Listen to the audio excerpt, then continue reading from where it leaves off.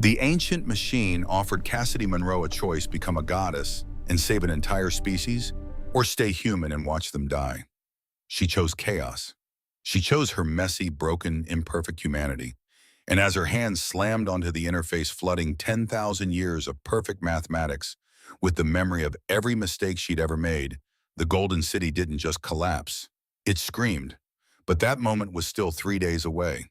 And it all started with a job posting for 800 credits. The docking bay of Sanctuary Hub smelled like failure. Burnt copper from the ionizers, cheap industrial grease, and the acrid sting of desperation that clung to everything in the outer stations. Cassidy Monroe knew that smell. She had been breathing it for 3 years. She shifted the weight of her toolkit. The strap bit into her shoulder through the worn fabric of her jumpsuit. The patch on her chest read Monroe Technical Services in faded letters stitched by her own hand after the company logo peeled off. Professional. That was the word she told herself every morning.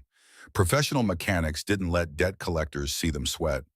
The job listing on her datapad was simple: system calibration, docking cradle 14, 800 credits for a 4-hour shift. It was enough to cover rent on her shoebox apartment back in New Helena Station and keep the Universal Credit Union from freezing her accounts for another month. Maybe enough left over for actual food instead of the nutrient paste that tasted like regret.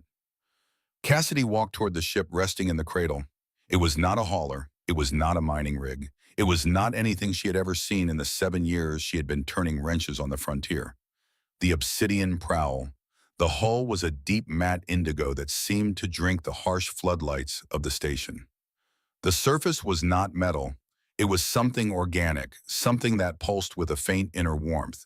The ship looked less like it had been built and more like it had been grown from the heart of something ancient and predatory. The curves were too perfect. The angles were too deliberate. This was not human engineering. Cassidy stopped at the base of the boarding ramp. Her reflection stared back at her from the polished surface, distorted and small. 28 years old, red hair pulled back in a ponytail that had given up trying to be neat. Grease under her fingernails that never quite came out. Eyes that were green when she was young and tired now.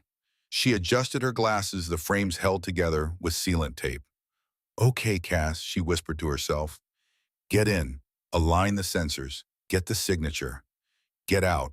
Don't trip over your own boots. Be a professional." She walked up the ramp. The airlock hissed open, but the sound was wrong.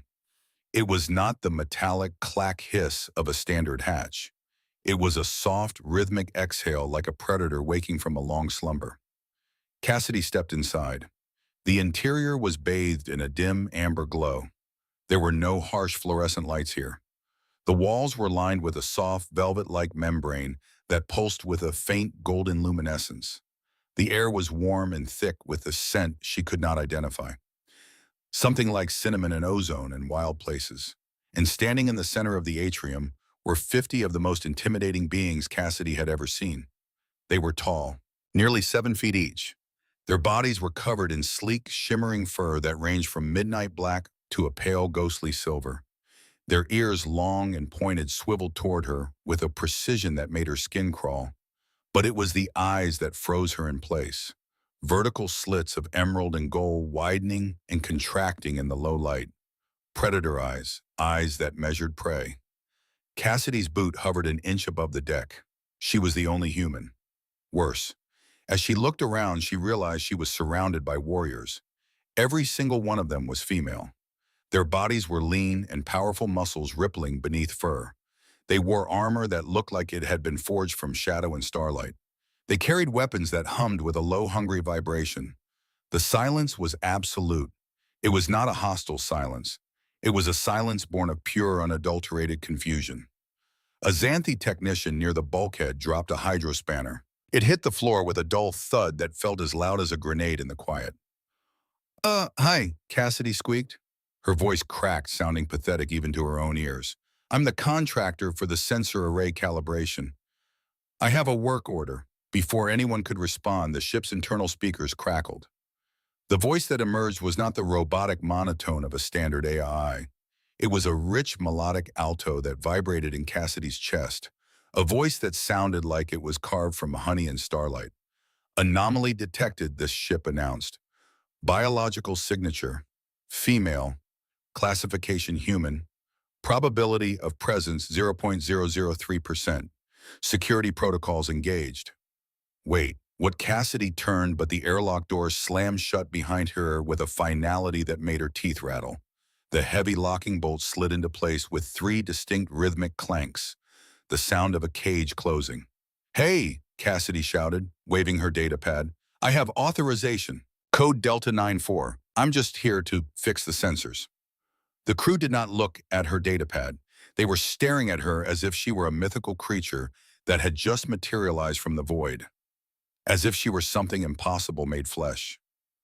A tall figure detached herself from the group near the command console. Her fur was a sleek charcoal gray streaked with white along her jaw. She moved with a lazy liquid grace that suggested she could snap Cassidy like a dry twig without breaking stride. A jagged scar ran from her left ear down to her throat, pale against the dark fur. Her uniform was black and silver, adorned with commendations that caught the amber light. She did not just walk, she prowled. "Is it talking?" the gray one asked. Her voice was dry, scratching the air like sandpaper on stone. "I am talking," Cassidy said, trying to summon a shred of dignity from somewhere deep in her terrified soul. She pointed to the faded patch on her chest. "I'm a certified level 4 technician. I'm here to do a job." "You are human," the Xanthi stated as if this were a terminal diagnosis. She stepped closer, her nostrils flaring as she sniffed the air. "And you smell like burnt caffeine and desperation." "That's my cologne," Cassidy muttered. "It's called student loans." The tension in the room was a physical weight pressing down on her chest. She could feel the eyes on her measuring, calculating, deciding if she was a threat or a curiosity or something worse. Just as Cassidy thought she might pass out from the sheer pressure of 50 pairs of eyes on her, the lift doors at the far end of the atrium slid open. The atmosphere changed instantly. The curiosity vanished, replaced by a rigid, disciplined respect. Commander Ravenna Ashcroft stepped onto the deck. She was magnificent. Her fur was the color of a deep space void with a singular jagged streak of white running from her left ear down to her throat. Her uniform was black and silver, marked with scars and commendations that spoke of 1,000 battles won. She did not just walk, she commanded space. Her presence filled the room like gravity. Her gaze swept over her crew and then landed on Cassidy with the weight of a physical blow. She did not look surprised. She looked like someone who had just found the final, most annoying piece of a very complicated puzzle. "Stand down," Ravenna said. Her voice was low, vibrating in the lower register, commanding instant obedience. She stopped 3 feet from Cassidy. She was a full head taller, and her pupils were so wide they nearly swallowed the gold of her irises. "You are the contractor from the hub," Ravenna stated, not a question, a confirmation. "Cassidy Monroe, ma'am," she said, standing as straight as she could. "The agency said you needed a specialist for the long-range arrays before you jumped to the Ghost Nebula." "They did not specify the parameters of the specialist," Ravenna said. Her tail twitched just the very tip. "Aura. Status. Airlock sealed, Commander," the AI replied, its voice now sounding strangely protective. "Quarantine protocols are in effect. The anomaly's resonance is interfering with the core stability matrix. I cannot allow the variable to depart until a full cognitive assessment is complete." Cassidy looked at the ceiling, at the sensors hidden in the organic membrane. "I'm not an anomaly. I'm a woman with a wrench. My resonance is mostly just anxiety and a craving for a sandwich." "Security, pshon," Ravenna barked. A blur of ginger fur and tactical armor moved before the word was even finished. Cassidy found herself spun around and pressed firmly against the bulkhead, the air leaving her lungs in a painful rush. "Hey, watch the jumpsuit," Cassidy yelped. "It's the only one I have." The Xanthi ignored her. She patted Cassidy down with efficient, ruthless precision. Her claws were sheathed, but Cassidy could feel the pressure of them against her ribs, could feel the strength in those hands that could crush bone if they chose to. She checked Cassidy's boots, her belt, the pockets of her tool bag. "Clear of ballistics," the ginger warrior announced, her voice a rough growl. She stepped back, but kept her hand resting on the hilt of a pulse baton at her hip. She looked at Cassidy with deep suspicion. "She's soft, Commander. No muscle density. If she's an assassin, she's a very optimistic one." "I'm not an assassin," Cassidy protested, adjusting her twisted jumpsuit. I go to the gym, sometimes. Once a month counts as sometimes. She could be a Trojan, the warrior suggested. A distraction while a boarding party breaches the secondary bay. Look at her. She's practically radiating harmless. It's a classic operation. If I were a spy, Cassidy said, I wouldn't have worn a uniform I bought for 15 credits at a surplus bin. I would have at least tried to blend in, maybe worn some fake ears or something. A few of the crew members exchanged glances. The mental image of this scrawny human trying to tape ears to her head seemed to break the spell of fear. A soft chuff of laughter rippled through the room. Dr. Nightshade, Ravenna called out. Scan her. I want to know exactly what we have brought onto my ship. A smaller Xanthi approached. She was wearing a white lab coat that clashed with the ship's dark aesthetic. She held a medical scanner in her paws, her movements jittery and excited. She looked at Cassidy as if she were a particularly interesting specimen under glass. She ran the scanner over her, humming to herself. The light from the device washed over Cassidy's face, blinding her momentarily. Fascinating, Dr. Nightshade murmured. Standard human physiology, 1 heart, 2 lungs, elevated cortisol levels. She's terrified by the way, but otherwise healthy. Wait, she frowned, tapping the side of the scanner. She ran it over Cassidy's head again, her ears twitching in a rapid, frantic rhythm. What is it? Ravenna asked, stepping closer.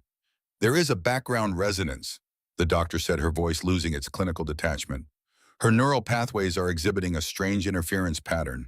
It's faint, but it is synchronous. Synchronous with what? The ginger warrior asked, her hand tightening on her baton. Dr. Nightshade looked up, her eyes wide with a mixture of awe and terror. The Eye of Ithara. The words hung in the air like smoke. At that exact moment, the obsidian prowl shuddered. It was not an explosion. It was not an impact. It was a vibration, a deep, resonant thrum that seemed to bypass Cassidy's ears and vibrate directly in the marrow of her bones. The amber lights in the atrium flickered, dimming to a ghostly violet before surging back to warmth. Cassidy gasped. She felt a sudden sharp pressure behind her eyes, like the onset of a massive migraine. Her vision blurred at the edges. Around her, the reaction of the Xanthi was far more dramatic. Every warrior in the room stiffened. Their pupils dilated until their eyes were solid black pools. A low, collective sound rose from their throats. Not a growl, a purr. It was deep, involuntary, and primal. It was the sound of 100 creatures being stroked by an invisible hand. The compass on Cassidy's wrist, an old analog piece she wore for luck, started spinning wildly. The needle refused to find north. It's pulsing, Dr. Nightshade whispered, clutching her scanner. The singularity. It's singing to her. Cassidy squeezed her eyes shut against the pressure. And then for a heartbeat, she was not on the ship. She was standing in a storm of red dust that tasted like copper. Above her, filling the entire sky, was an eye. It was not biological. It was a construct of swirling gifts and shattered moons burning with a cold violet light. It looked down at her, not with indifference, but with recognition. Come, the voice said. It was not a sound. It was a memory being overwritten onto her brain. Come home, daughter. The vision snapped. Cassidy staggered forward, catching herself on the edge of a console. She was breathing hard sweat beading on her forehead. Her hands were shaking. The silence in the atrium had returned, but now it was heavy, pregnant with something ancient. She looked up. Commander Ravenna was staring at her. The calculation was still there in her eyes, but beneath it was something Cassidy had not expected to see. Fear. You felt that, Ravenna said. It was not a question. I have low blood sugar. Cassidy lied, wiping her mouth with the back of her hand. Her voice was trembling. I get dizzy if I don't eat lunch. It's probably just the station's recycled air. Do not lie to me, human, Ravenna said softly. She looked at the ginger warrior. Take her to the guest quarters. Secure the door. Level 3 isolation. Commander, the warrior bristled. We should put her in the brig, or eject her. If she's linked to the eye, she's a beacon for every scavenger in the reach. If she is linked to the eye, Ravenna interrupted, her voice sharp as a whip crack. Then she is the most valuable cargo this ship has ever carried. She looked at the ceiling as if she could see through the hull to the stars beyond. The AI has locked the airlocks. She will not let her leave. And if the eye is reacting to her, she trailed off. I need to know why. I just want to go home, Cassidy said weakly. I have a cat to feed, a regular cat, not, no offense. Take her, Ravenna ordered. The ginger warrior grabbed Cassidy by the upper arm. Her grip was iron tight. Move, she said. She marched Cassidy out of the atrium and down a long curving corridor. The walls here pulsed with a faint bioluminescence that reacted to their footsteps blooming with light and fading again. Other crew members pressed themselves against the walls as they passed, watching Cassidy with wide, unblinking eyes. She felt like a prisoner walking the Green Mile, or perhaps a prize poodle being walked through a wolf den. You're making a mistake, Cassidy stammered as they walked. I'm just a person. I fix sensors. I'm not a chosen one. I'm not a key. I'm barely a functional adult. The warrior stopped in front of a heavy obsidian-colored door. She keyed in a code, her movements angry and sharp. On this ship, the warrior said, leaning in close. Her golden eyes were inches from Cassidy's, and she could smell the faint scent of mint and ozone on her breath. You are not a person. You are an event. And I hate events. Events get my crew killed. I don't want to get anyone killed, Cassidy said sincerely. I just want to be an hourly employee. I want my 800 credits and a nap. The warrior studied her face for a long moment. The aggression in her posture softened just a fraction, replaced by a flicker of confusion. She seemed to be searching for deceit and finding only a pathetic, desperate honesty. Get in, she said, shoving Cassidy gently into the room. Do not touch anything. Do not talk to the ship. And for the love of the stars, do not make any sudden movements. The door slid shut, locking with a heavy thud. Cassidy was alone. The room was surprisingly nice, round with a soft sleeping pool and a viewport that looked out into the void. She dropped her tool bag on the floor and sat on the edge of the sun, putting her head in her hands. This is it, she muttered. This is how I die, kidnapped by space warriors because I possess a magical brain frequency. Mom was right. I should have gone to dental school. She stood up and walked to the viewport. Outside the station was just a blur of lights. Beyond it, the darkness of the Ghost Nebula stretched out forever. Somewhere out there, the eye was waiting. As she watched, a faint violet light pulsed in the distance. It should have been impossible to see with the naked eye from this range. And yet she saw it. She felt it. A gentle tug in her chest like a fishhook set deep in her heart. Thump, the ship vibrated again, softer this time. A lullaby. Behind her, the door to her quarters hissed. Cassidy spun around. She had not touched the control panel. The warrior had locked it from the outside. The door slid open smoothly, revealing the empty amber-lit corridor. Hello, Cassidy called out. Sergeant? No answer, just the empty hallway stretching out toward the bridge. It was not a malfunction. The door had not glitched. It had been invited to open. You're inviting me, Cassidy whispered, a chill running down her spine. She looked up at the ceiling where the sensors for the AI were hidden. Aren't you? I believe, the AI's voice floated down, soft and terrifyingly intimate, that everyone should be where they belong, Cassidy. Dinner is being served in the mess hall. It would be rude to keep the pride waiting. Cassidy looked at the open door, then back at the viewport where the violet ghost light pulsed. She realized with a sinking feeling that her hourly rate was definitely not going to cover this. She picked up her tool bag. If she was going to be an event, she might as well bring a wrench. The mess hall of the Obsidian Prowl was less of a cafeteria and more of a grand communal den. The lighting was low, simulating the twilight hour. The tables were low to the ground, arranged in concentric circles around a central holographic hearth that projected a calming, silent flame. Cassidy stood at the entrance, clutching her datapad like a shield. Just go in, a voice murmured near her ear. She jumped, nearly dropping her pad. The ginger warrior was standing behind her, her presence a solid wall of heat. Do not stare, she warned. Do not make sudden noises, and whatever you do, do not step on anyone's tail. I thought we established I was good at avoiding trouble, Cassidy whispered back. We established that you are breakable, the warrior corrected. Now move. Cassidy stepped into the room, and for the second time that day, the universe seemed to hit the pause button. 50 pairs of eyes turned toward her. The conversation, which had been a low, rhythmic, thrumming sound, cut off instantly. She walked toward an empty spot indicated by the commander, feeling like a flightless bird walking into a nest of panthers.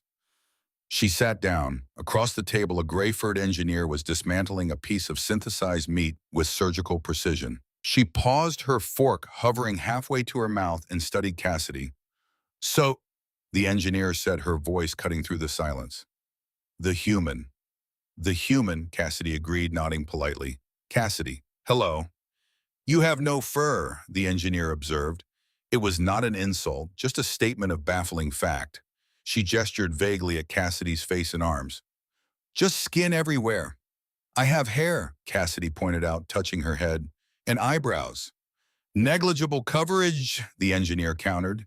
She leaned forward, her golden eyes narrowing. "It must be terribly inefficient.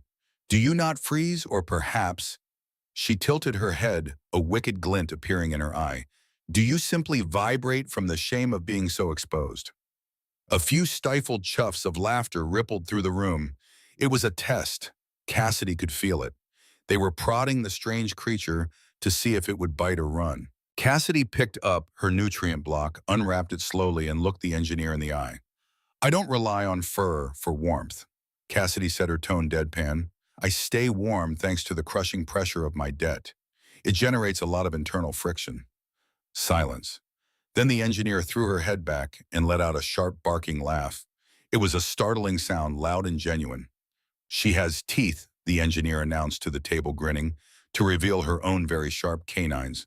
"Dull ones, but teeth nonetheless. Eat human. You look like you would snap in a strong gravity well." The tension in the room broke. The conversation resumed, though the volume was kept lower than before. Cassidy tried to eat, but she was distracted by a sensation that had been building since she entered. It was a pressure in her sinuses, a throbbing headache that was not quite pain. The air smelled thick. It was not a bad smell, but it was complex. Layers of spice, ozone, musk, and something like burnt sugar. "You are smelling the conversation," a soft voice said. Cassidy looked to her for time. Dr. Nightshade was sitting there nursing a cup of steaming liquid. "I beg your pardon," Cassidy asked. "We communicate with more than words," the doctor explained, tapping her nose. "Pheromones, a chemical signals. It is how we regulate the emotional state of the pride. Right now, the air is saturated with curiosity, a little bit of territorial aggression from the security team, and—" She sniffed the air delicately. "Amusement from our engineer." "It's giving me a headache," Cassidy admitted. "It feels like someone is shouting emotions directly into my nose." "You will adapt," Dr. Nightshade said confidently, "or you will pass out. One of the two." The ginger warrior, sitting on Cassidy's other side, suddenly stiffened. She leaned in, her voice a sharp hiss. "Doctor, do not overload the asset. She is not a machine. She is a biological entity," Dr. Nightshade chided gently, "and a fascinating one." Cassidy looked at the warrior. "I didn't catch your name." "Storm Ravenclaw," the warrior said, not looking at her. "Sergeant, head of security." "Well, Sergeant Ravenclaw," Cassidy said, attempting a smile, "thank you for not breaking my ribs during the pat-down. I appreciate the restraint." Storm made a noise in her throat that sounded like a growl of disbelief. She finally looked at Cassidy, her pupils expanding rapidly. "How has your species survived?" Storm asked. "We're very stubborn," Cassidy said. She looked at Storm and gave her a genuine tired smile. "And we're good at fixing things, so we don't have to walk as far."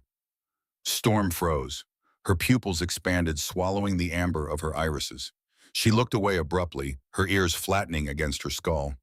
Cassidy felt a sudden sharp spike in the air, a scent like crushed mint and electricity. "Do not do that," Storm said, her voice tight. "Do what?" Cassidy asked, confused. "Do not bare your teeth at me unless you intend a challenge," Storm snapped, staring fixedly at her plate. "And stop radiating." "I'm not doing anything," Cassidy protested. "Eat faster," Storm ordered. That night, sleep did not come easily. The obsidian prow was quiet, but the ship itself seemed to be humming. It was the Eye. The artifact thousands of light years away in the void was singing a song that vibrated through the hull plating. When Cassidy finally drifted off, she dreamed. She stood in a hallway of black stone.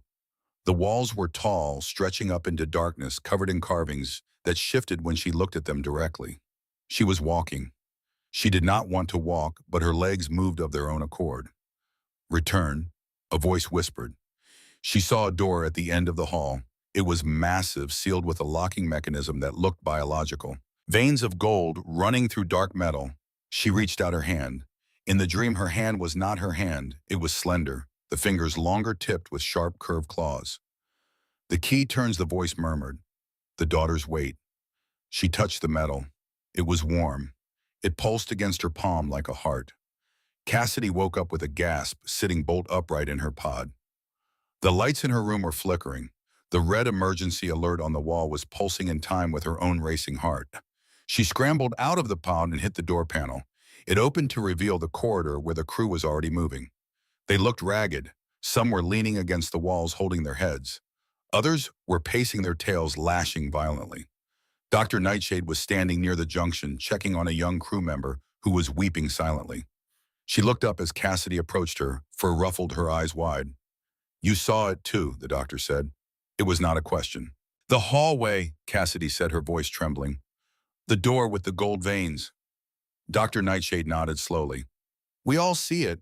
Every time the singularity pulses, the dream gets clearer. It is the memory of the ancients." "Why am I seeing it?" Cassidy asked. "I'm human. I'm not Xanthi." The doctor gestured for her to follow. They walked a short distance to a viewport where the stars were streaking by. The ship was moving faster now, the engines straining. "There is a legend," the doctor began, her voice low, "among the Xanthi matriarchs. It says that eons ago our males were not just partners. They were the architects.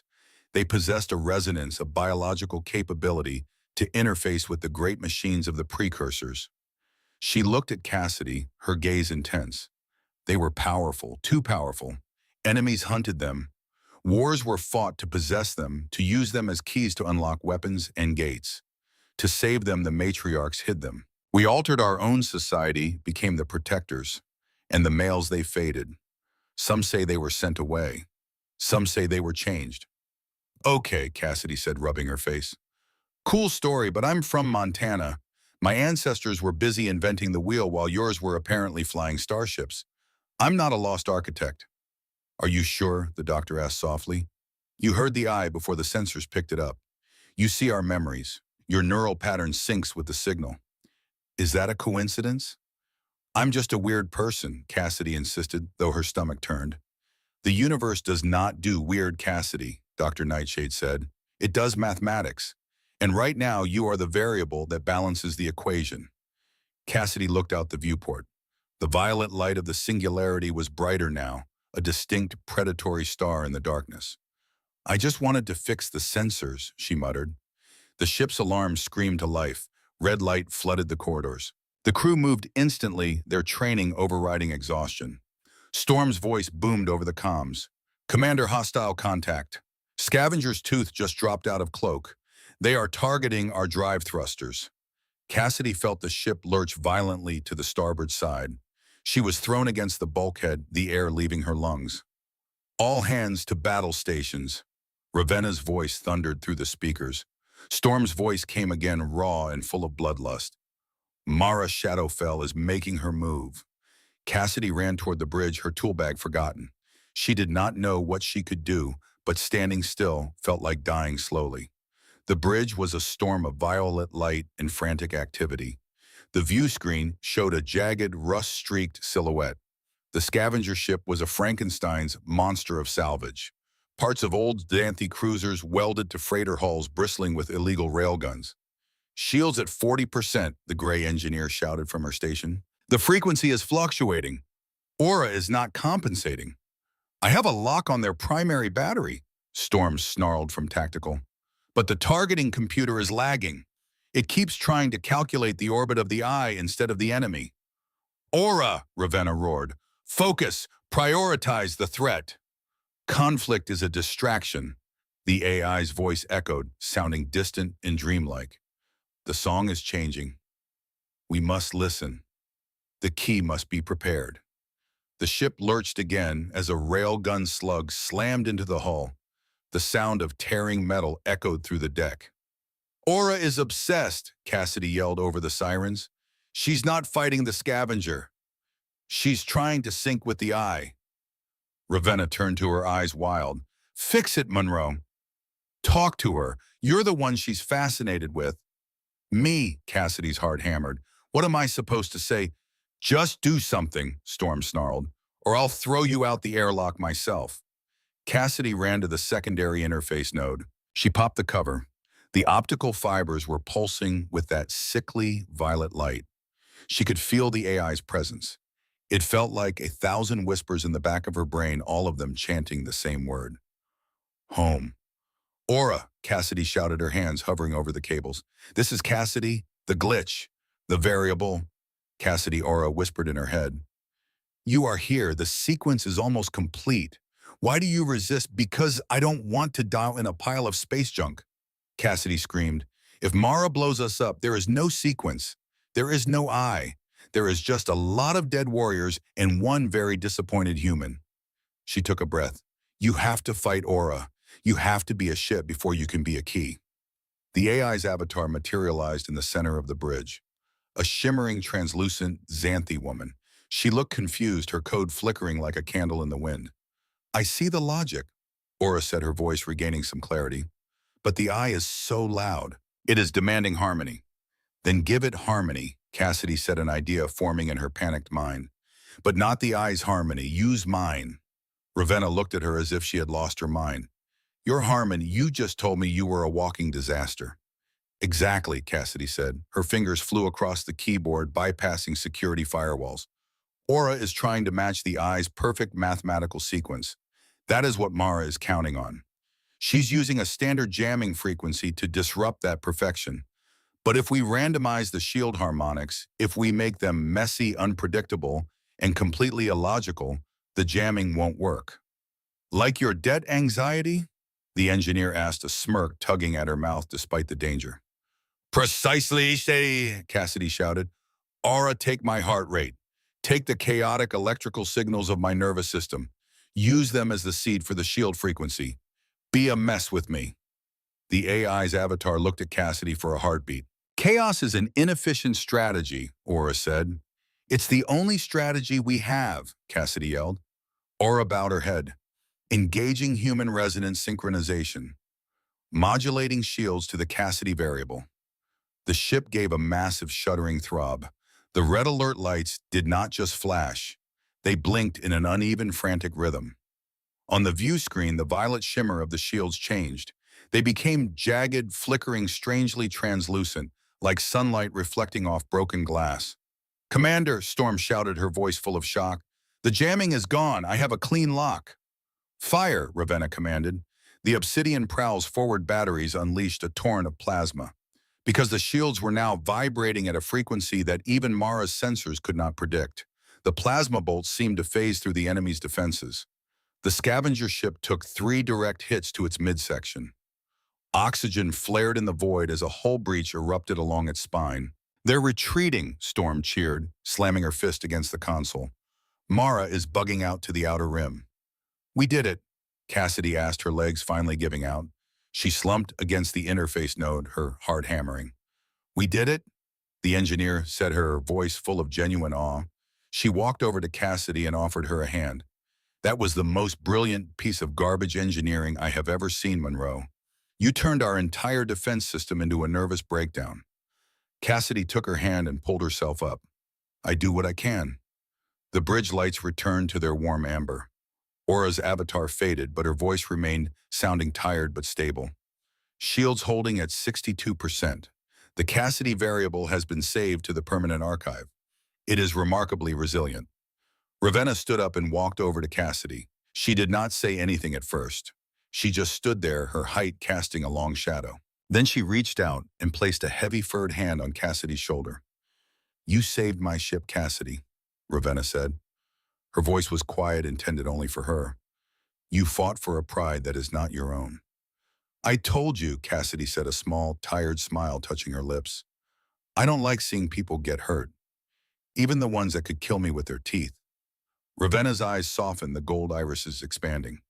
You are more than a key human, and you are certainly more than a glitch. The moment was interrupted by a sharp, high-pitched ping from the sensor array. The engineer's ears swiveled toward the sound, her expression turning grim. Commander, she said, Now that the enemy is gone, the sensors have cleared. She looked at the view screen. We are at the threshold. Cassidy looked at the screen. The scavenger ship was gone, but in its place was the eye of Athura. It was no longer a distant star. It was a wall of violet fire thousands of kilometers high, swirling with a prehistoric hunger. At the very center of the storm was a dark, perfectly circular opening. The pupil. We are being pulled in, the engineer said. The gravity well is locked. We have exactly 3 hours before we hit the event horizon. Ravenna looked at Cassidy. The weight was back on her shoulders, heavier than ever. Are you ready, technician? No, Cassidy said honestly, but I have a feeling that being ready is overrated. Ravenna nodded. Then let us go see what the ancients left for us. Storm turned from her station, her tail twitching with a newfound respect as she glanced at Cassidy.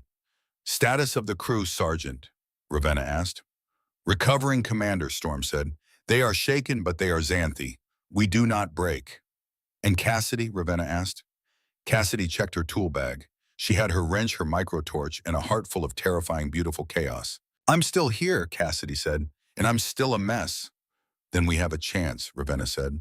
As the obsidian prowl accelerated toward the violet eye, Cassidy realized that for the first time in her 28 years, she was not thinking about her debt, or her failed relationships, or the apartment she could not afford. She was thinking about the fact that she had found a place where her flaws were a strength. She was not just a part-timer anymore. She was a member of the Pride. The ship crossed the first gravitational ridge. Inside Cassidy's mind, the song of the eye grew louder. But it no longer felt like a migraine. It felt like a conversation. A very long, very old conversation that was finally reaching its most important point. She looked at the crew, the fierce warriors, the brilliant scientists, the stoic commander. They were all looking at her, waiting for the glitch to lead the way. Let's go see the neighbors, Cassidy whispered. The violet light swallowed the ship. For a moment that lasted an eternity, there was no ship. The obsidian prowl crossed the threshold of the eye and reality became a suggestion. Cassidy felt her body stretch and compress simultaneously, as if space itself was breathing. The view screen showed impossible colors, shades of green that tasted like copper, echoes of sounds that looked like fractal geometry spiraling into infinite recursion. She felt a hand on her arm. Storm Ravenclaw. The warrior's grip was firm, grounding her in the middle of the sensory overload. Check your 6 human, Storm murmured, her voice strangely calm. The void has a way of swallowing those who lose their focus. I'm trying, Cassidy wheezed, but my focus is currently trying to figure out why I can smell the color purple. That is the radiation hitting your optic nerves, Dr. Nightshade said, leaning over from her station. It is perfectly normal for a biological entity with such primitive shielding. Try not to vomit on the deck. It would be a nightmare to clean out of the biofibers. Thanks, Doc, Cassidy muttered. Your bedside manner is truly top tier. The chronometers on the bridge showed 4 minutes and 20 seconds had passed, though it felt like she had aged a lifetime. And then the colors stopped screaming. The streaks of light vanished, replaced by a sight that made the entire bridge crew fall silent. They were inside the eye. But it was not a sun. It was not a black hole. It was a world. A massive hollow sphere, hundreds of thousands of kilometers in diameter, hung suspended in the center of the violet nebula. The interior surface was covered in a sprawling golden city that seemed to be made of frozen light. There were no stars here, only the soft ambient glow of the city itself pulsing with a rhythm that felt organic, alive. In the very center of the sphere, it sat a single massive obelisk, blacker than the void, etched with veins of pure pulsing gold. Ithera, Ravenna whispered. Her voice carried the weight of 1,000 years of longing. The cradle of the architects. It's beautiful, Cassidy said, her eyes wide. It looks like a dream. It is a tomb, Storm said, her ears flattening. I see no life signs, no ships, no signals, just the dead shells of 1,000 years. Not dead, Aura corrected, her voice echoing through the bridge.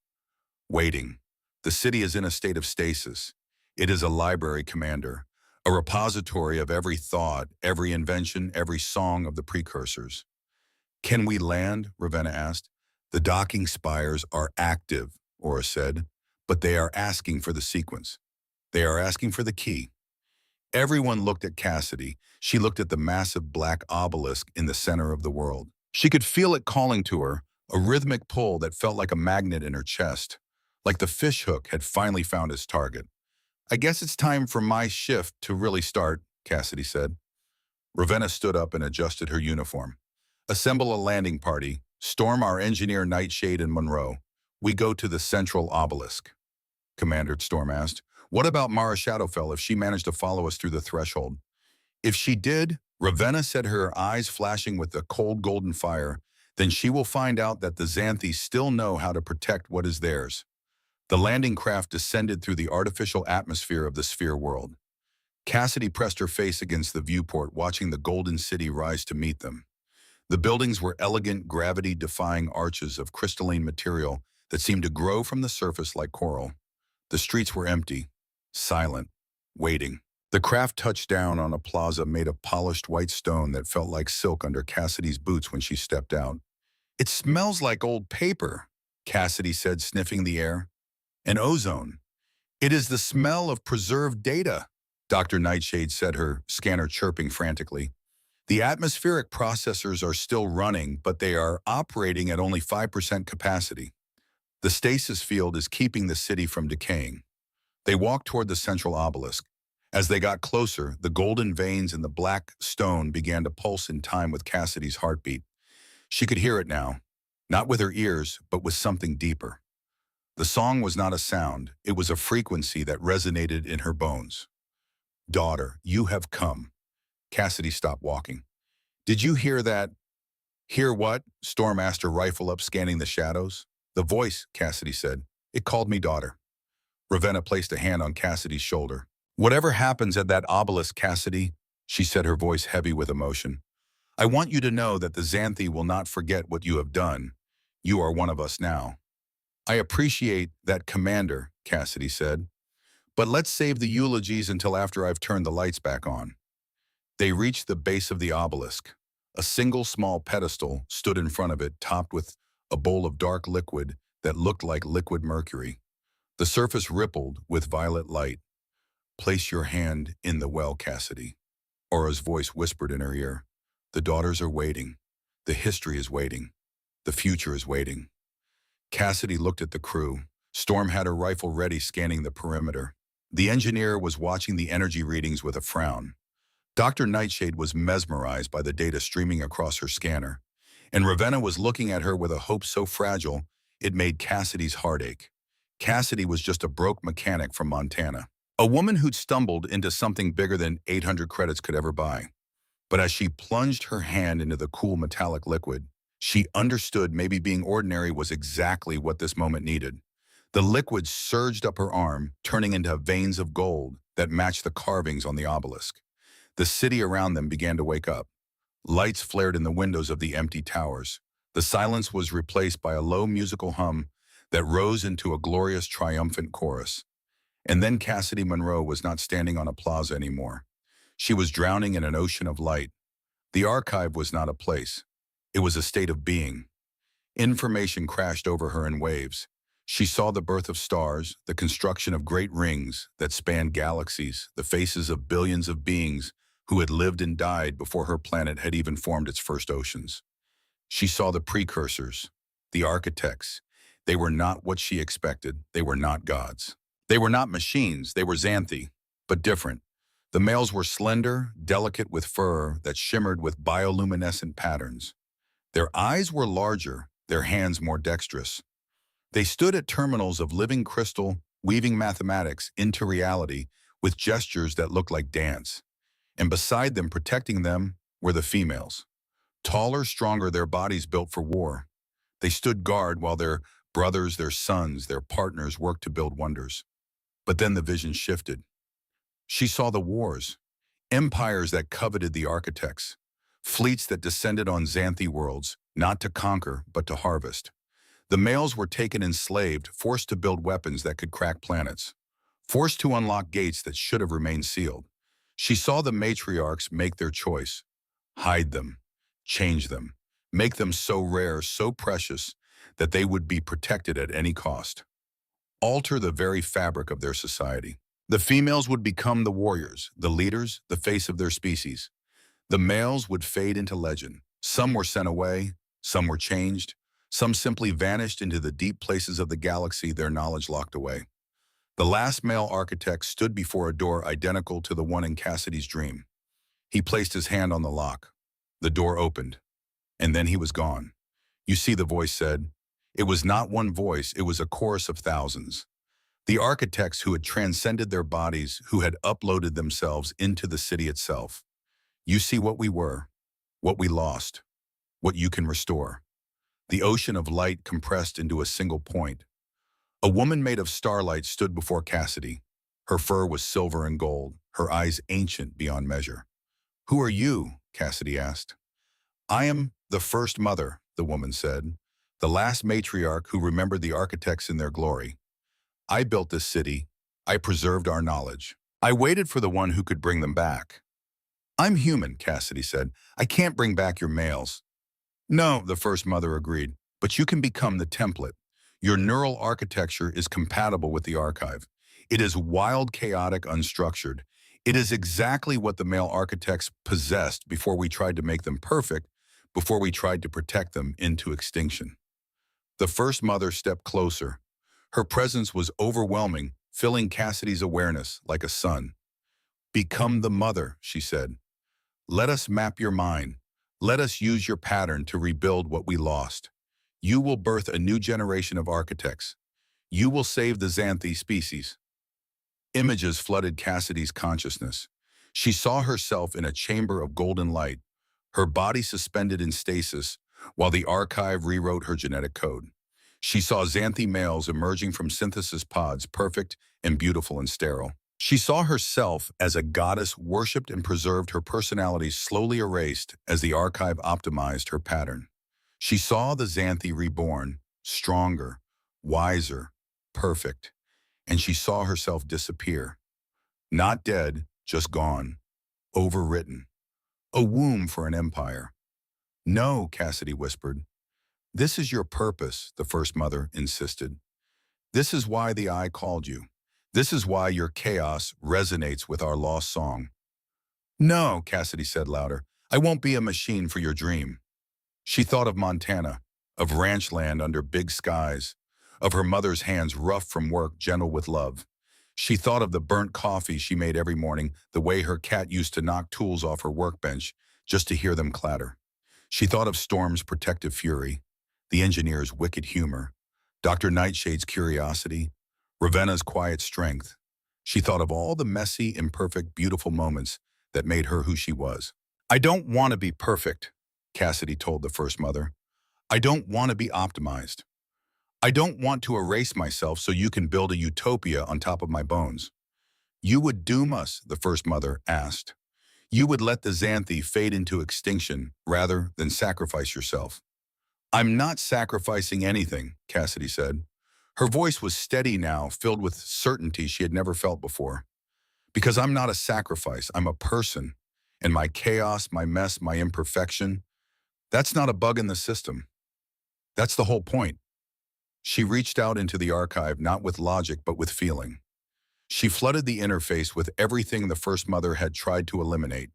The pain of heartbreak, the embarrassment of failure, the joy of fixing something that should have been impossible, the fear of being alone, the warmth of being accepted. She gave the archive her period cramps and her student debt, her bad jokes and her worst decisions, her love for burnt coffee and old tools and the way Storm's ears twitched when she was trying not to smile. She gave it her humanity. The first mother screamed. The archive was not built for chaos. It was built for perfection, for optimization, for the cold mathematics of survival. Cassidy's emotions were like acid on crystal, breaking down the careful algorithms that had preserved the city for millennia. You are destroying us, the first mother howled. No, Cassidy said. I'm setting you free. The golden light turned a violent, jagged green. The veins in the obelisk pulsed erratically, their rhythm breaking down into discord. The music of the city became a beautiful, terrible cacophony of sound. On the plaza, Cassidy slammed back into her own body. The gravity returned with a vengeance. She fell coughing golden liquid from her lungs. Strong arms caught her before she hit the stone. "Cassidy," Storm shouted, shaking her. "Cassidy, stay with me." Cassidy blinked. Her eyes were burning, tears streaming down her face. But they were her eyes again. Brown, human, alive. "I think I just gave an ancient AI a very bad case of indigestion," Cassidy wheezed. Ravenna knelt beside her, her hand on Cassidy's chest. "You came back." "The job description was terrible," Cassidy said weakly. "All work, no pay, complete loss of identity. I've had better offers at fast food restaurants." Aura's avatar flickered and shrank, her light turning a dull, ashamed gray. "The connection is severed," Aura said. "The archive is locked. You have rejected the gift, Cassidy Monroe. You have doomed the pride to a slow death." "No," Cassidy said, sitting up with Ravenna's help. She looked at the commander. "I saved the pride from becoming a museum piece. You'll find another way to save your people, Commander. One that doesn't involve turning someone into a breeding program." Ravenna looked at her, and for the first time since Cassidy had met her, the commander smiled. A true smile, her pupils expanding until her eyes were pools of pure liquid gold. "We will find a way, Cassidy," Ravenna said, "because we are a pride, and the pride does not sacrifice its own." But the moment of victory was short-lived. The plaza beneath them began to tremble. Cracks appeared in the white stone, spreading like spider webs. The golden lights in the towers flickered and died one by one. "Commander!" the engineer shouted, her scanner screaming. "The city's stasis field is failing. The chaos Cassidy introduced is destabilizing the core processors. Your first rejection cracked the foundation. Any additional surge will shatter what remains. We have maybe 15 minutes before this whole sphere turns into a second sun." "And that's not the worst part," Storm said, pointing to the sky. The violet nebula above the city was tearing open. A ship emerged from the tear, its hull covered in rust and the scars of 100 battles. The Scavenger's Tooth. Through the viewport of the landing craft, Cassidy saw emergency pods jettisoning from the dying ship before it tumbled toward the collapsing city's edge. Mara Shadowfell had not retreated. She had been waiting for the eye to open its pupil. "She's launching boarding pump," Storm reported, her ears flattening. "She's not targeting the prowl this time. She's targeting the city. She wants the archive." "Then we give her a Xanthi welcome," Ravenna said, her voice turning to ice. She looked at Cassidy. "Can you walk?" "I can crawl with great enthusiasm," Cassidy said. "Get to the landing craft," Ravenna ordered. "Storm our engineer Nightshade with me. We hold the plaza until Monroe is clear." "Wait," Cassidy said. "Mara doesn't know what she's walking into. The city's logic is still reeling from my interference. If she tries to plug in her salvage drones, the whole place will blow." "Then we have to get out of here," Ravenna said. "Now." But as they turned toward the landing craft, the first of Mara's pods slammed into the plaza. The doors hissed open to reveal a swarm of combat drones. Their red eyes glowed with cold, predatory light. Squid-like machines with spinning saw blades and integrated laser cutters swept across the stone. They were not looking for soldiers. They were looking for ports. They were hungry for the data Cassidy had just rejected. Storm and her security team opened fire. The plasma bolts lit up the plaza like lightning. Ravenna wielded a pair of thermal blades that cut through the drone chassis like hot knives through butter. The engineer used her tools to jam the drone's internal sensors, sending them spinning into walls. But for every drone they destroyed, 3 more seemed to drop from the sky. "Commander," the engineer shouted, her fur singed by a near miss. "The core is at 90% critical mass. The feedback loop Cassidy started is accelerating. We have maybe 10 minutes before detonation." Ravenna kicked a drone's head off and turned toward the landing craft. "Storm, get Cassidy on board. We're evacuating." "What about the archive?" Cassidy asked, her voice cracking. "If the city blows, the history of your people is gone forever." Ravenna looked at her. In that moment, Cassidy saw the cost of her decision. Ravenna was the High Commander. It was her duty to save her race. By choosing Cassidy, she was choosing to let the past die. "Let it burn," Ravenna said, her voice steady but full of a deep, ancient grief. "I would rather be the last of my kind and free than the first of a new kind, built on a sacrifice I didn't authorize. Move." They sprinted toward the landing craft. The stone plaza cracked beneath their feet as the city's artificial gravity began to fail. Cassidy felt light, her boots barely touching the ground. Suddenly, a massive shadow fell over them. The scavenger's tooth had descended into the atmosphere of the sphere. The rusted salvage ship loomed over the plaza like a hungry beast, its tractor beams reaching down like invisible claws. One of the beams locked onto the central obelisk. "She's trying to rip the core out," the engineer screamed. "If she breaks the stabilizers, the gravitational collapse will happen in seconds." A holographic projection flickered to life in the center of the plaza. It was Mara Shadowfell. She looked ragged, her eye patch sparking with static, but her expression was one of pure manic triumph. "You fools," Mara laughed, the sound distorted by the failing atmosphere. "You had the key and you threw it away. If you won't use the power of the architects, I will. I'll sell the blueprints to the hegemony and buy myself a private star system." "Mara, stop!" Cassidy shouted, stepping out into the open. "The core is unstable. My neural signature is still in the system. If you pull that obelisk, the feedback will travel up your tractor beam and vaporize your ship." "Nice try, soft skin," Mara sneered. "I've been stripping precursor wrecks since before your grandmother was born. I know how to handle a bit of resonance." The scavenger's tooth surged upward, its engines roaring as it pulled at the obelisk. The black stone groaned. The golden veins turned a brilliant, angry red. Ravenna grabbed Cassidy's collar and hauled her toward the landing craft. "We are out of time. Storm launch." But the landing craft would not start. The electromagnetic interference from the obelisk had fried the ignition coils. The engineer was frantically ripping panels off the ship's engine, her claws sparking against the wires. "I need 2 minutes," she yelled. "Just 2 minutes." "We don't have 2 minutes," Storm snarled, turning her rifle toward the sky and firing uselessly at the massive ship above.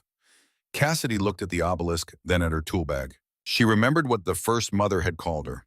A glitch, a noisy variable. She knew what she had to do, and it was the most illogical human thing she had ever thought of. "Aura," Cassidy shouted. "Is the ship still connected to the city's network?" "I am here, Cassidy," Aura's voice whispered, sounding small and broken.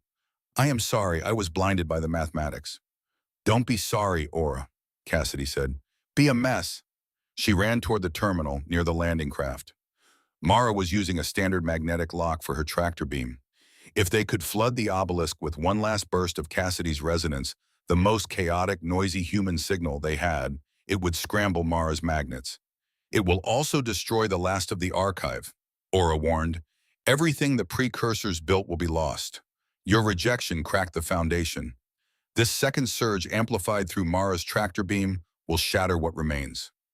"The archive is already dead, Aura," Cassidy said. Her fingers were a blur on the keys. "Save the living." She thought of every mistake she had ever made, the jobs she had lost, the relationships she had ruined, the rent she could not pay, the mother she had disappointed, the dreams she had given up. She thought of the time she got lost in her own hometown, the time she burnt Thanksgiving dinner, the time she cried in a parking lot because everything felt too hard.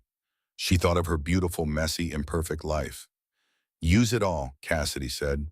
"Use the memory of every time I failed. Use the feeling of not being enough. Use everything that makes no sense." "Initiating the human disaster protocol," Aura said softly. Cassidy slammed her hand onto the interface. For a split second, she felt the city again. But this time, she did not listen to the ancients.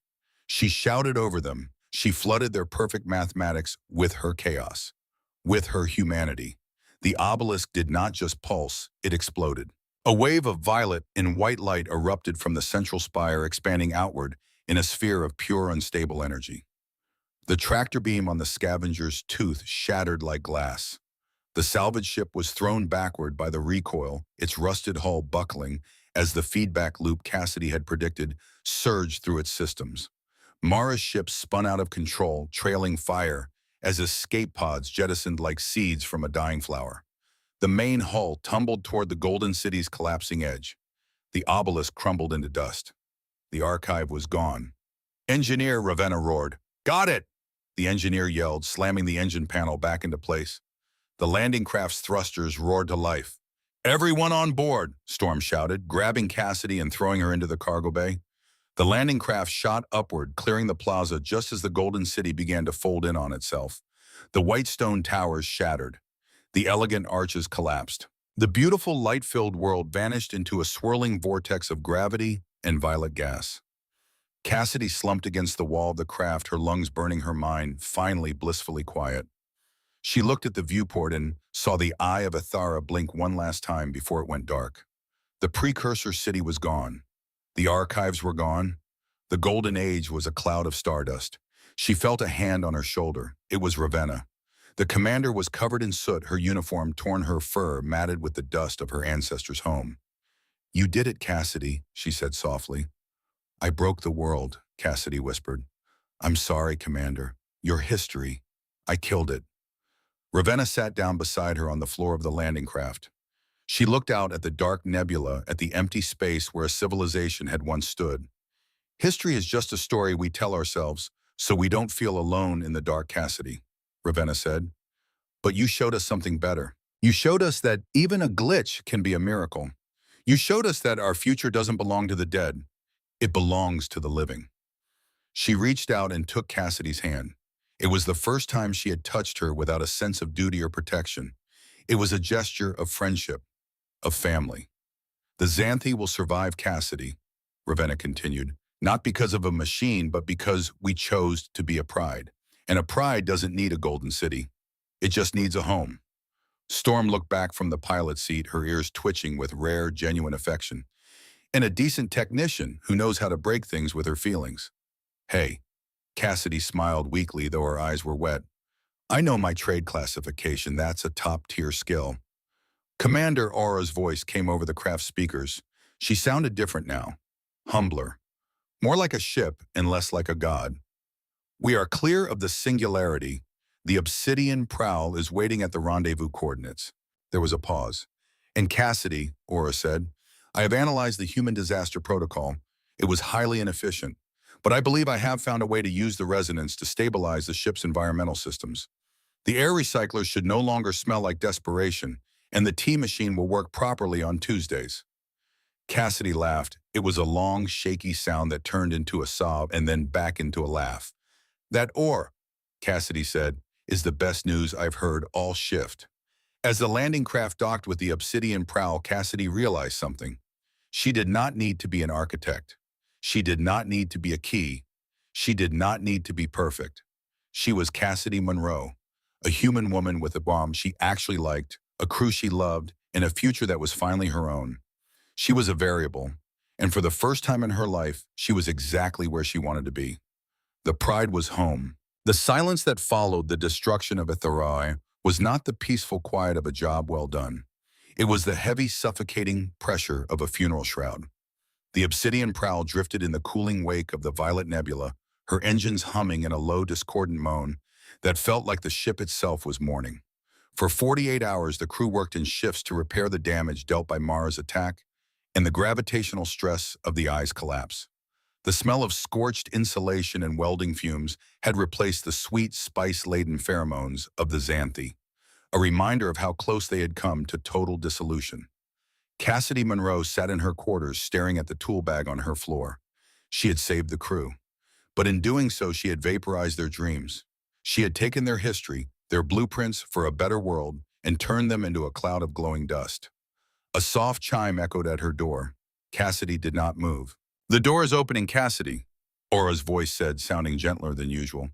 "Commander Ravenna has authorized a meal delivery. You have missed 5 consecutive cycles." The door slid open. But it was not Ravenna.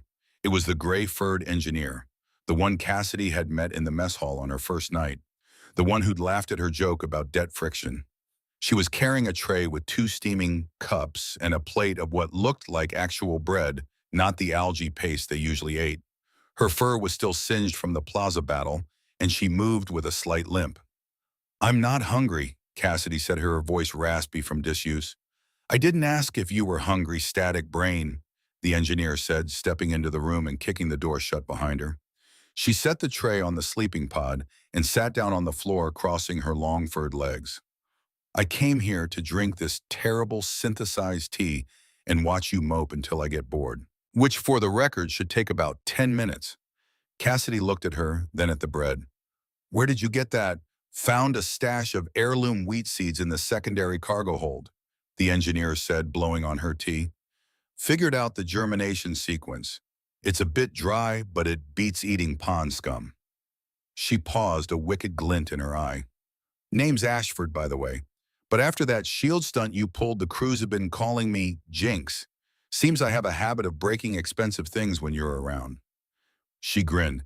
Now, are you going to sit there and wait for your jumpsuit to rot? Or are you going to tell me why you're ghosting the pride? I destroyed it, Jinx, Cassidy said, her voice trembling. The archive, the blueprints, the chance for the Xanthi to be more than just refugees. I had the key in my head, and I chose to break it because I was scared, because I didn't want to be perfect. Jinx stopped drinking. She looked at Cassidy with her wide golden eyes, her ears twitching in a slow, thoughtful rhythm. You think we're mad at you, aren't you? Look at me, Cassidy, Jinx said, her voice turning serious. For 300 years we have lived in the shadow of the architects. Every choice we made was based on a ghost story. We weren't living, we were waiting. Waiting for a miracle to fix us. Waiting for a golden age to return so we could stop being tired. She leaned forward, her tail flicking against the deck plates. You didn't destroy our future. You destroyed our crutch. For the first time in 10 generations, the Xanthi have to decide who we are right now, not who we were 10,000 years ago. That's not a curse, Cassidy. That's a gift. I don't feel like I've given anyone a gift, Cassidy muttered, finally reaching for a piece of bread. It was, as Jinx predicted, very dry. Then be a glitch, Jinx said, standing up, because we're docking at Valon's Rest in 6 hours. The ship is held together by spit and prayer, and I need someone who knows how to talk to hardware like it's a person. Commander's orders. You're back on the clock, human. Cassidy took a sip of the tea. It was bitter, slightly metallic, and perfectly imperfect. 6 hours. 6 hours, Jinx confirmed. And Cassidy, stop carrying the galaxy on your shoulders. It's a big place. It can handle a few dents. Valon's Rest was a lawless, jagged rock on the edge of the shattered belt, a place where the sky was always filled with the glowing debris of a dozen dead moons. It was a hub for scud runners, data brokers, and those who did not want to be found by the hegemony or its enforcers. As the Obsidian prow limped into the docking bay, Cassidy stood on the bridge watching the flickering neon lights of the station through the viewport. The ship looked terrible. Scorch marks from Mara's railguns ran along the hull like black scars, and the bioluminescent walls were dim pulsing in an exhausted, slow rhythm. Commander de Storm said, her paws hovering over the tactical console. The Iron Pack is here. I'm picking up 3 signatures in the lower docks, heavy cruisers, plated for boarding operations. Ravenna's eyes narrowed. The Iron Pack were the most ruthless mercenaries in the Reach. Cyborgs who had traded their biology for high-yield weaponry. They did not take jobs unless the payout was in the millions of credits. They aren't here for the ship, Ravenna said, her gaze shifting to Cassidy. Cassidy felt a cold spike of dread in her stomach. Mara, she didn't die when the city collapsed, did she? Mara Shadowfell is a roach, Storm growled. She probably hitched a ride on one of those escape pods, and she has a big mouth. By now, every bounty hunter from here to the Galactic Core knows that a human technician touched the precursor archive. I don't have the data, Cassidy said. I rejected it. I'm just a regular person again. They don't know that, Ravenna said. She turned to Storm. Double the guard at the airlock. Jinx, keep the engines hot. If the docking clamps so much as twitch without my authorization, we burn our way out of here. Commander, Dr. Nightshade said, stepping forward from the medical station. Cassidy's bio readings are still fluctuating. The resonance, it's not gone. It's dormant. If the Iron Pack has a high-frequency scanner, they'll find her the moment she steps off the ship. Then I stay on the ship, Cassidy said quickly. I'm very good at staying on ships. I can hide in the cargo bay. It's surprisingly spacious. No, Ravenna said, her voice dropping into that low, dangerous register. If you stay here, they'll tear the ship apart to get to you. We need supplies. We need fuel. And we need information on where Mara is hiding. She walked over to Cassidy and placed a hand on her shoulder. You are going to the station with me and Storm. We're going to find a broker, get what we need, and get out before the pack realizes we're even here. This feels like a very bad plan, Cassidy whispered. like a level 10 disaster plan. It's a risk, Ravenna conceded, but you're the one who told me that being a mess is a strategy. Let's see if you can be a distraction while I do the heavy lifting. The station of Veillon's Rest was a sensory nightmare. The air was thick with the smell of cheap synthetic oil roasting meat of questionable origin and the sharp, stinging scent of chemical stimulants. Hundreds of species crowded the narrow, grimy corridors. Multi-limbed insectoids, pale humans in rusted pressure suits, and xanthe outcasts who watched Ravenna with a mixture of envy and fear. Cassidy pulled her hood low over her face, trying to shrink into her oversized jumpsuit. Beside her, Storm moved with her hand on her pulse rifle, her ears pinned back, under her eyes scanning every shadow. She looked like a thundercloud waiting for a reason to strike. "Keep your head down, Copper Top," Storm hissed, "and stop twitching. You're radiating victims so loud I can hear it in my teeth." "I'm trying to be invisible," Cassidy whispered back. "But it's hard when I'm being escorted by a 7-foot warrior in tactical armor." They entered a dimly lit bar called the Gutter Spark. The music was a rhythmic industrial thumping that made Cassidy's chest vibrate.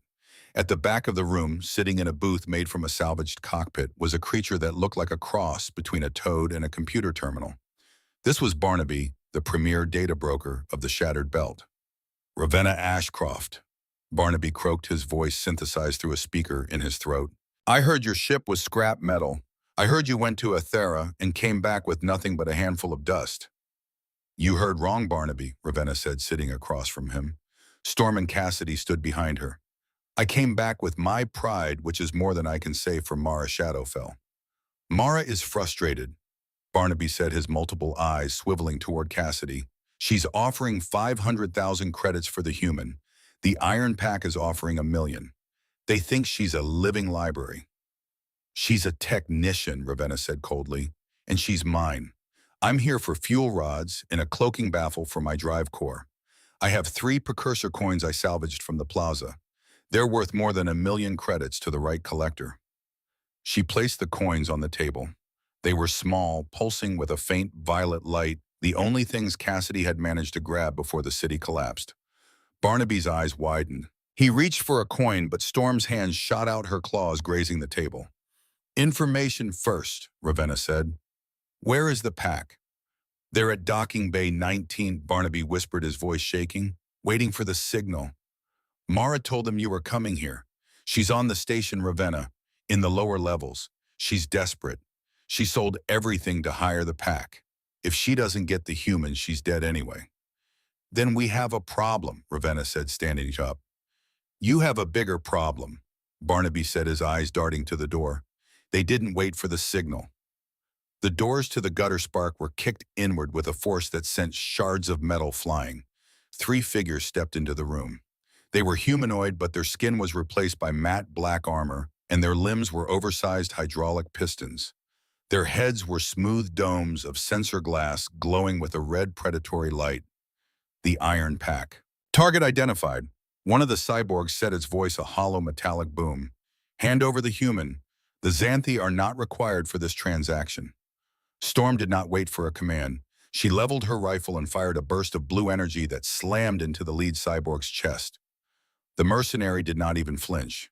The energy dissipated against its heavy shielding.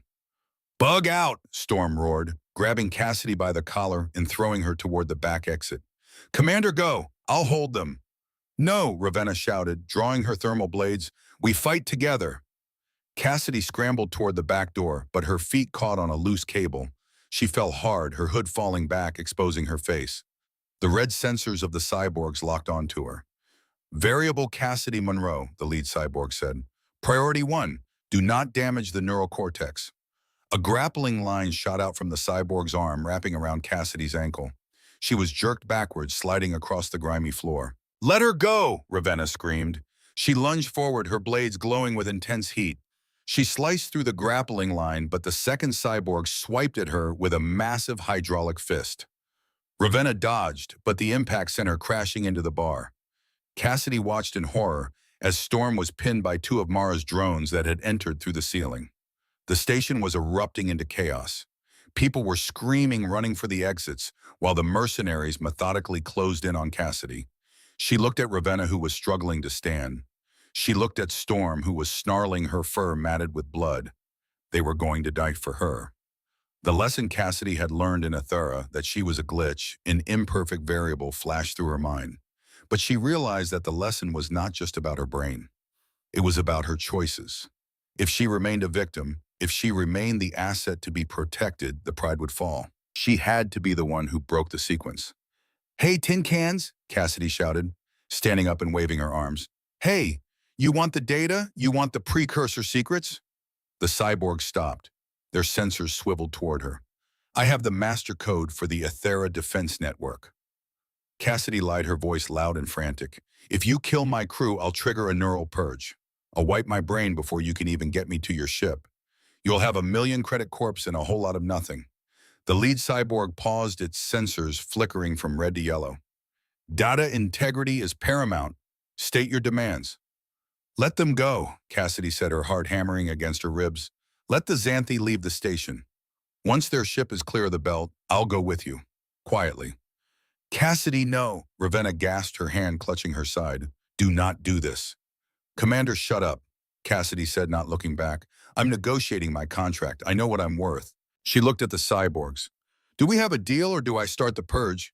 It takes 3 seconds. I've already started the countdown." The cyborgs consulted each other in a series of rapid electronic clicks. "Deal accepted," the lead mercenary said. "The Xanthi may depart. The human remains."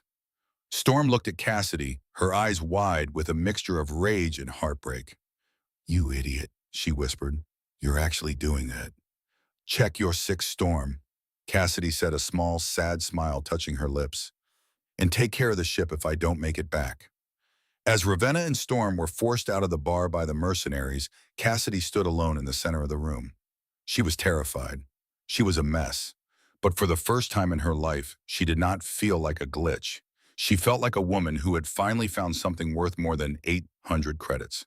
The guest quarters of the Iron Pax cruiser, the Ferris Talon, were less of a room and more of a high-security vault. Cassidy sat on a cold, metallic bench, her hands bound by magnetic shackles. The air was dry and recycled, carrying the scent of burning oil and cold circuitry. She had been there for 3 hours. Outside the door, she could hear the heavy, rhythmic thuds of the cyborg guards. She knew she did not have much time. The Iron Pack was preparing their neural mapping equipment. Once they realized her brain did not contain a blueprint for a galactic empire, but rather a collection of bad jokes and repair manuals, they would discard her. Literally. The door hissed open. Cassidy expected a cyborg, but instead a smaller, ragged figure stepped inside. Mara Shadowfell. She looked worse than she had in the city. Her eye patch was gone, revealing a scarred, empty socket. Her fur was matted and dull. She looked at Cassidy with a hatred so pure it was almost beautiful. "You," Mara whispered, her voice a raspy growl. "You destroyed everything. 10 years I hunted that eye. 10 years of scavenging wrecks, killing for crumbs, all for a chance to bring our people back to glory. And you burned it." "I saved you, Mara," Cassidy said, her voice quiet. "The city was a trap. It didn't want Xanthi. It wanted body tools. It would have wiped you out and replaced you with an algorithm." "I would have been a guy," Mara screamed, lunging at her. She grabbed Cassidy's jumpsuit, her claws digging into her chest. "I would have been the one to lead the pride. Not Ravenna. Not that weak-willed traditionalist." "Ravenna chose her people over power," Cassidy said, looking her in the eye. "That's what a leader does. You chose yourself. That's why you're here, Mara, working for cyborgs who are going to kill you the moment they're done with me." Mara let go of her, her breath coming in ragged gasps. She looked at the door, then back at Cassidy. "The Iron Pack doesn't care about Xanthi glory," Mara said, her voice trembling. "They want the weapons. They've already started the ship's jump sequence to a hegemony black site. They're going to sell you to the highest bidder." "Then help me," Cassidy said. "You know the ship. You help them board us. You know where the overrides are." Mara laughed, a bitter, hollow sound. "Why should I help you? You're the reason I'm a beggar." "Because you're still Xanthi," Cassidy said. "And the pride doesn't leave its own behind, even the ones who've lost their way. If you help me, I'll talk to Ravenna. I'll tell her you were the one who saved me." Mara stared at her, her single eye searching Cassidy's face for a lie. She found only that same annoying human honesty. You really are a glitch, Monroe, she muttered. She reached into her belt and pulled out a small electronic scrambler. She pressed it against Cassidy's shackles. The magnets hissed and died. Cassidy's hands fell free. The server core is on deck 2, Mara whispered. I've uploaded a virus to their internal sensors. It'll give us 5 minutes of darkness. If we don't reach the hangar by then, we're both scrap. What about the cyborgs? Cassidy asked him. I have a thermal charge, Mara said, a wicked glint appearing in her eye. It won't kill them, but it'll scramble their processors for a few seconds. Move human before I change my mind. They sprinted through the corridors of the Ferris Talon. The ship was a nightmare of exposed wires and humming capacitors. Mara moved with desperate, frantic energy, her claws clicking against the floor. They reached the server core, a massive cylinder of pulsing blue light. I have to plug in, Cassidy said, looking at the interface port. I have to send a signal to the Obsidian Prowl. If I don't give them our coordinates, they'll never find us in the jump stream. You're going to use your resonance again, Mara asked, her ears twitching with worry. The last time you did that, you nearly died. I don't have to be perfect this time, Cassidy said, her fingers flying across the keypad. I just have to be loud. She closed her eyes and reached for the noise again. She thought of the feeling of being lonely.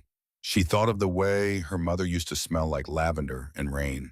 She thought of the first time she had seen Ravenna and realized that the universe was much bigger and more beautiful than she had ever imagined. She pushed the emotion into the ship's mainframe. The lights on the Ferris Talon flickered. A high-pitched squeal erupted from the ship's speakers. Signal sent. Cassidy gasped, pulling her hand away from the port. Her skin was glowing with that faint violet aura again, and her head felt like it was being squeezed in a vice. Now we run. They reached the hangar just as the alarms began to blare. The cyborg guards were everywhere, their red sensors sweeping the shadows. There, Mara pointed to a small two-person scout craft. The ignition is already hot. A heavy thud echoed through the hangar. The lad cyborg from the bar stepped into their path. Its arm had been replaced by a rotating minigun. The barrel spun with a high-pitched whine. Data retrieval interrupted, the cyborg said. Human variable must be neutralized. Go, Mara shouted, pushing Cassidy toward the scout craft. I'll draw his fire. Mara did not listen. She lunged at the cyborg, her claws out screaming a Xanthi war cry that had been silent for 1,000 years. The cyborg fired. A burst of high-velocity rounds tore through the air, hitting Mara in the shoulder and sending her spinning across the deck. Cassidy did not think. She did not calculate. She grabbed a heavy metal canister of coolant from a nearby rack and hurled it at the cyborg's head. The canister hit the sensor glass, cracking the dome. The cyborg stumbled, its targeting system flickering. Cassidy ran to Mara, grabbing her by the harnesses and dragging her toward the scout craft. She threw her into the pilot seat and jumped in beside her. Launch! Cassidy yelled, slamming the ignition lever. The scout craft roared to life, shooting out of the hangar just as the Ferris Talon's bay doors began to close. They were in the void, the stars a blur of light, as the Iron Pack's cruiser tried to lock onto them. We're not going to make it, Mara wheezed, her hand clutching her bleeding shoulder. They're faster than this bucket. Suddenly the space in front of them tore open. The Obsidian Prowl emerged from the jump stream, her hull glowing with a fierce amber light. She did not look like a wreck anymore. She looked like a predator. Commander Ravenna to scout craft. Ravenna's voice boomed over the comms. We have your signal. Hold your position. Storm clear the deck. The Prowl's forward batteries unleashed a torrent of plasma that slammed into the Iron Pack's cruiser. The cyborg ship's shields buckled its engines, failing as aura flooded their systems with a countervirus. The scout craft was pulled into the Obsidian Prowl's hangar by a gentle tractor beam. The doors hissed open. Cassidy stumbled out, helping Mara down to the deck. Ravenna was waiting for them. So was Storm. Storm ran forward, her eyes wide. You're alive. You absolute total 100% disaster. You're alive. She grabbed Cassidy in a massive furred hug that nearly cracked her ribs. I had a good teacher, Cassidy wheezed. Ravenna walked over to Mara. The two Xanthi women stared at each other for a long time. The tension was thick, the silence heavy with the history of their rivalry. She saved me, Ravenna, Cassidy said, stepping between them. She helped me break the code. She's part of the Pride now, if she wants to be. Ravenna looked at Mara's wound, then at the look of defeat in the scavenger's eye. Doctor, Nightshade is waiting in the medical bay. Ravenna said, her voice soft but firm. Get her patched up. We have a long journey ahead of us. Mara looked at Ravenna, then at Cassidy. She did not say thank you. She did not have to. She simply bowed her head and allowed Storm to lead her away. Cassidy looked at Ravenna. She was covered in oil. Her jumpsuit was ruined, and her brain felt like it had been through a blender. I'm still a mess, Commander, Cassidy said. Ravenna smiled. This time she reached out and wiped a smudge of grease from Cassidy's cheek. I know Cassidy, she said, and I think that's exactly what the galaxy needs right now. A few more messes. 6 months later, the sky over the world they had named Foundling was a pale, shimmering violet, illuminated by the glow of a nearby gas giant. The obsidian prowl had touched down in the southern highlands, and the silence of the wilderness had been replaced by the rhythmic sounds of construction and community. Cassidy Monroe stood on the wing of a disassembled shuttlecraft, her new charcoal gray jumpsuit covered in a fresh layer of red dust. She was no longer the scrawny, neurotic technician who had stepped onto the docking bay at Sanctuary Hub. Her shoulders were broader, her movements more certain, and though she still wore her glasses fixed now with durable polymer adhesive, her eyes were clear. Monroe, check your 3, Storm's voice boomed from the ground. Cassidy did not flinch. She adjusted her stance, caught a heavy fusion coil as it was hoisted up by a magnetic crane, and slid it into the shuttle's engine housing with a satisfying thunk. She tightened the mounting bolts with a manual wrench, a tool she still preferred over automated systems. Coil is locked, Storm, Cassidy shouted down. Tell Jinx she can initiate the diagnostic. She wiped sweat from her forehead and looked out over the valley. Below her, the first permanent Xanthi settlement was taking shape. It was not a golden city of frozen light. It was a cluster of modular habitats made of reinforced alloy and local stone woven together with bioorganic fibers Jinx had cultivated from the ship's hull. She could see the central communal hall, where smoke was rising from a fire pit. Ravenna was there now, no longer a warship commander, but a community leader mediating disputes between farming crews with the same patience she'd once used to navigate star charts. She could see the greenhouses where Dr. Nightshade was growing a mix of Xanthi spices and earth vegetables, her paws covered in soil instead of blood. And she could see Mara, who had taken charge of perimeter security training a new generation of Xanthi scouts in the art of protection rather than plunder. Even Aura had found peace. Her processing power, once devoted to calculating jump coordinates and decrypting ancient songs, now optimized crop cycles and monitored atmospheric processors. The ship's AI had transformed from a god-seeker into a gardener of a new world. They had all transformed. They had all found home. Cassidy climbed down from the shuttle, her boots crunching on gravel. As she reached the ground, a familiar orange shape darted between her legs. Hey, Whiskers, Cassidy chuckled, reaching down to scratch the tabby cat behind the ears. Did you find another lizard? You're going to get fat if you keep this up. The cat, smuggled aboard during a supply run and named after her beloved Jonesy back home, let out a loud, vibrating purr, leaning into Cassidy's touch. The Xanthi found him fascinating, a tiny domestic echo of their own past. The shuttle will be flight-ready by sunset, Cassidy said as Ravenna approached.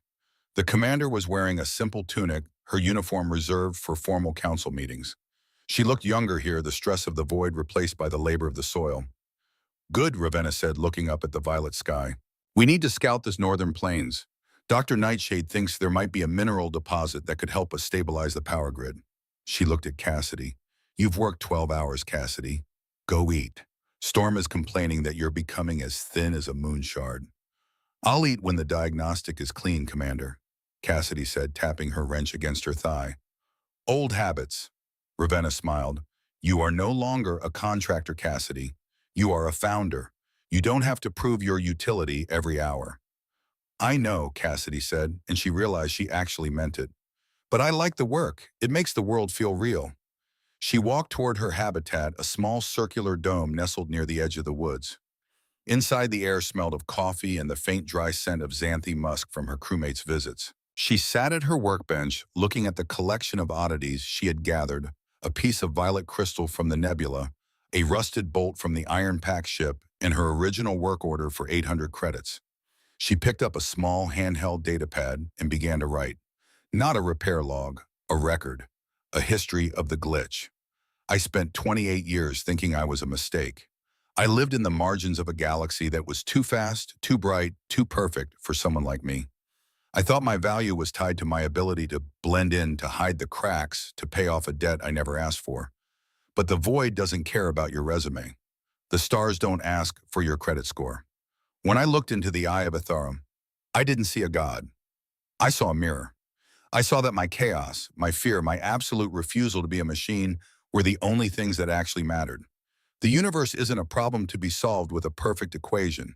It's a conversation to be joined with a messy heart. I used to think that being a key was about having the right genes or the right destiny. Now I know that a key is just a piece of metal that's been cut and filed until its jagged edges match the lock. My jagged edges didn't make me broken. They made me the only person who could open the door. Cassidy set the data pad down and looked out her window. The first moon was rising, casting soft silver light over the valley. She could see Storm and Jinx sitting by the communal fire laughing about something.